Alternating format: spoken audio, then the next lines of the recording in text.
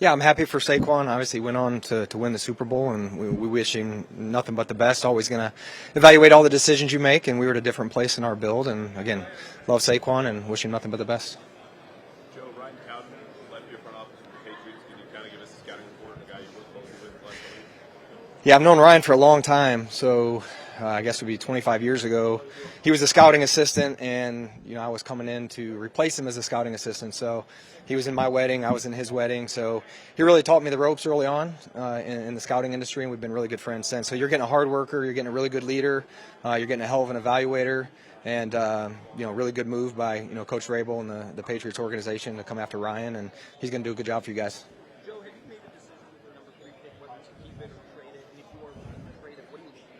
Yeah, we've got a lot of work to do on that. This is a great opportunity for us, obviously in Indy, first time to get around some of the prospects and have conversations with them, first time meeting them. So we've got a lot of work to do on the number 3 pick. We've done a lot of work throughout the fall on the college prospects, but this phase of the calendar is getting to know who they are as people, what the fit's going to be, and then obviously free agencies before the draft. So 2 weeks from now the roster will look different. So we know we have an idea of 3 to 5 players, 6 players, 7, whatever it may be, and move back scenarios. You can do that. We'll also look at moving up if that's a possibility. So it's an exciting time for a year for us, and a chance to make some change on the roster. And so we'll look at all different scenarios. You mentioned moving up. Last year, really you couldn't move up the way it worked out. Did you get the sense that this year it's more available as a move, maybe compared to last year, maybe? Yeah, Jordan, we haven't had any of those conversations yet. That's this week there'll be a lot of that going on. Conversations, what the time frame will be on teams open to moving. Again, it's at the infancy stages of getting to know these kids and get around them. So, I look back on some of the trades that have happened in the past before the draft, whether it was the Jets and the Colts in that 2018 draft. That was like late March, early April. I know Carolina and the Bears. Did it, I think it was March 10th or, not long after the combine. So teams are on different time frames. There are different points in their process in terms of the information that they have and the capability to make those type of decisions that you're comfortable moving out or even the inverse, us moving up. So, a lot of that information will, be gathered over the next week or so, and, that'll help us map out our spring. Joe, when you're evaluating what you want to do with quarterback position, how do you balance acquiring a player, whether it's free agency or trade, that what they can do that you've seen it compared to what we did in the draft, where it's your evaluation? How do you balance those two, the sure thing versus maybe the upside? Yeah, and where we are, Tommy DeVito is our only quarterback on the roster, so you may evaluate both of those. Those both may be options. So, again, we don't know what's going to happen in the draft. We don't know who's going to be there.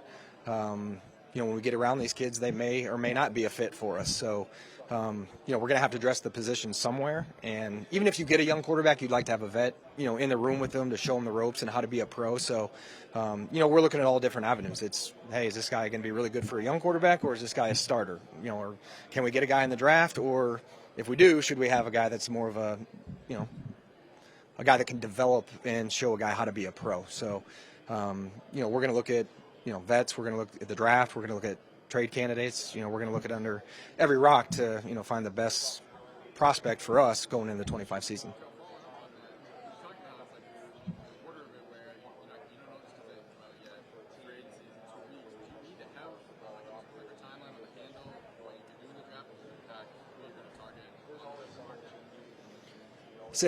Ask that again.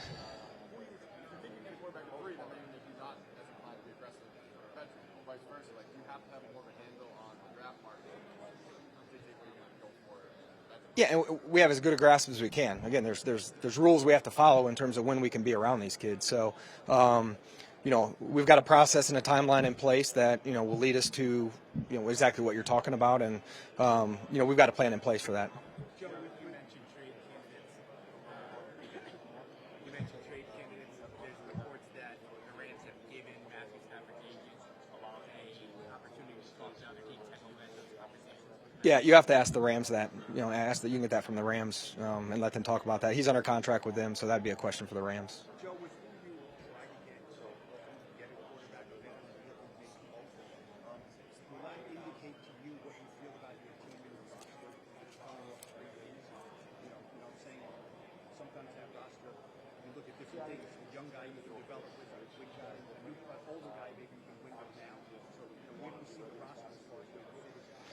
Yeah, I've said it to you guys before. I think it's the most important position in football, and we have one on our roster right now, and I think that's important wherever we address it. That the play has to be better than what it's been, and because of injuries, we played 4 quarterbacks this year. We played 3 last year, so it'd be nice to have one guy out there that can help you, give you the best chance to win games and also stay healthy. So again, yeah, that is an important position, and we need better play out of that position than what we've had, and that'll help us.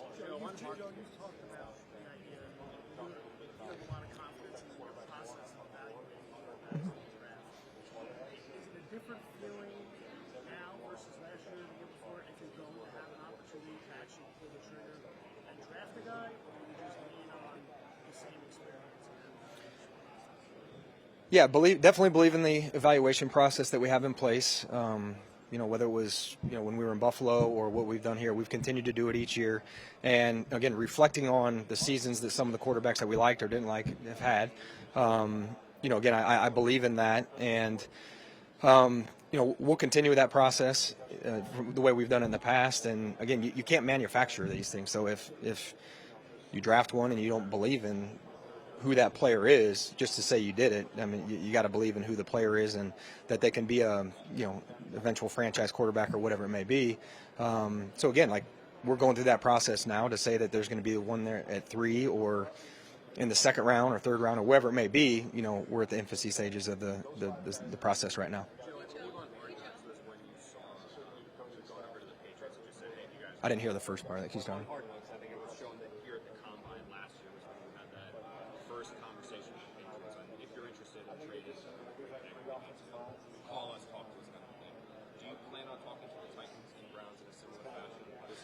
Yeah, I'll talk to all 31 general managers or whoever the head of the personnel department is if they don't have a general manager here. And it's not just trades for the draft. It's any cap casualties they may have, any trade candidates. And sometimes those conversations may come up like, hey, what are you thinking in the draft? Hey, if you guys are open to moving back, I'd be willing to talk with you, or the other way, like, hey, if you guys want to come up to 3, at some point, give me a call. We may be open to that. So have a good relationship with most of those guys around the league, and a lot of those conversations will happen this week, like you saw last year.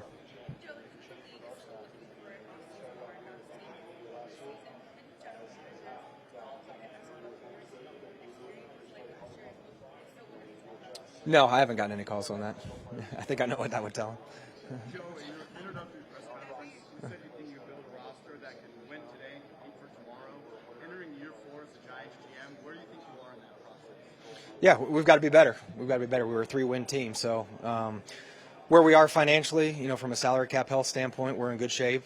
We have premium draft capital, so not suffocating. We have the resources to improve the roster, and again, we made some decisions after that first year when we won, and they didn't work out. So again, we're where we are, and again, I feel like we have the resources to improve the roster, and that's what's exciting about this time of year.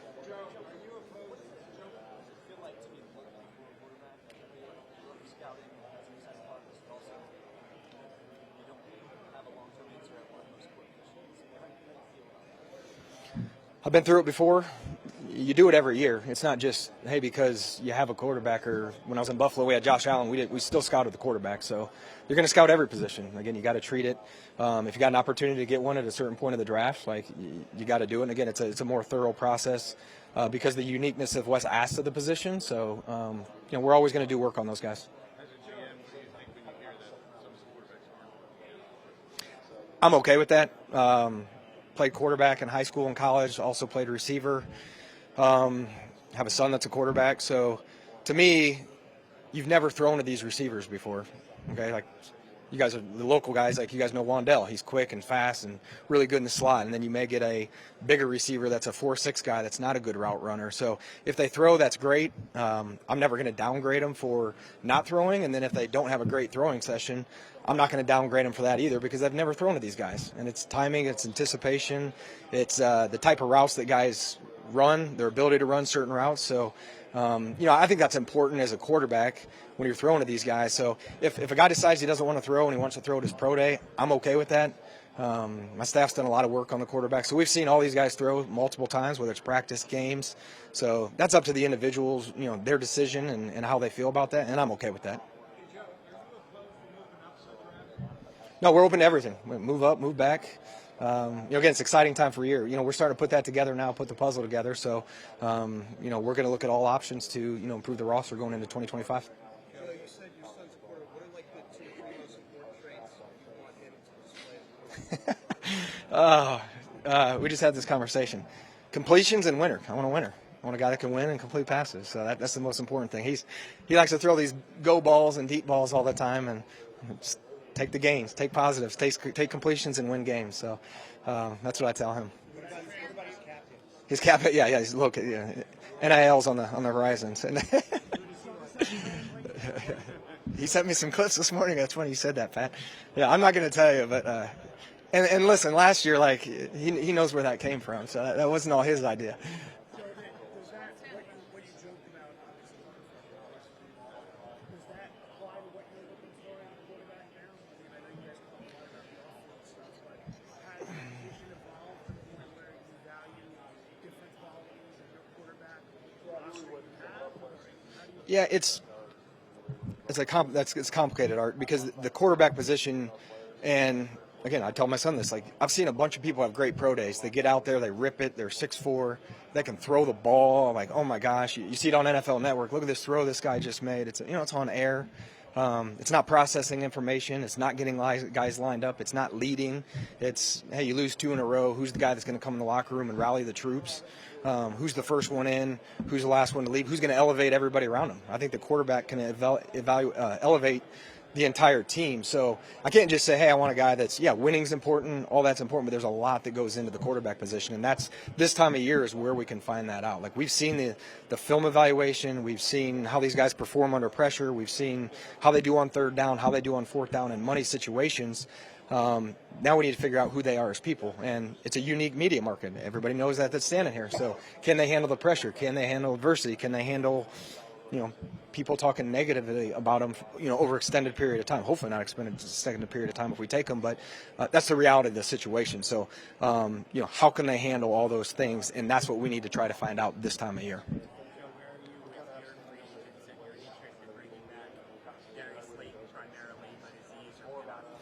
Yeah, we'll have those conversations this week. GVR, the 4 starters, Daniel's obviously on Minnesota's roster now. GVR, J-Pin, and Slayton are the 3, opening day starters that are, their contracts are up. So we'll have those conversations this week. Again, we're still waiting on the salary cap. We have a little bit of a range on what that's going to be. So we're starting to put all that together now. Let's take 3 more. Joe, would you rather benefit from drafting your quarterback having a year on a rookie deal so your veteran is more like a stopgap bridge? Or would you be willing to spend a top 12 contract on an elite quarterback, elite veteran, whether or not you draft? Yeah, Pat, whoever gives us the best chance to win right now where we are, again, as of today, I don't know if one of those guys are going to be there or if there's one in this draft. We're still going through that process. In theory, you take a rookie quarterback, they're on the rookie deal for 5 years, and where we are salary cap-wise, you can build around them. But you got to make sure that one of those guys are going to be there or they're even in the draft. So, having a vet in place, and I've told you guys this before, where when you go into draft day, you could go play a game. Now, is your team going to be as good as you want it to be? No, but you still got the draft. So, prevent some of the draft for need and, being able to take best player available. So I think we need to look at all those options, Pat, and in terms of which one's perfect right now, we're still working through that because of where we're picking. And, again, we'll have a plan in place to address it. Joe, how would you compare Shedeur and Cam Ward to that? Yeah, I'm not going to get into, comparing the guys. We've done a lot of work on those 2. I know a lot of people are talking about those 2, but there's other quarterbacks, throughout the draft, and excited to get around those guys as well. About Cam's game?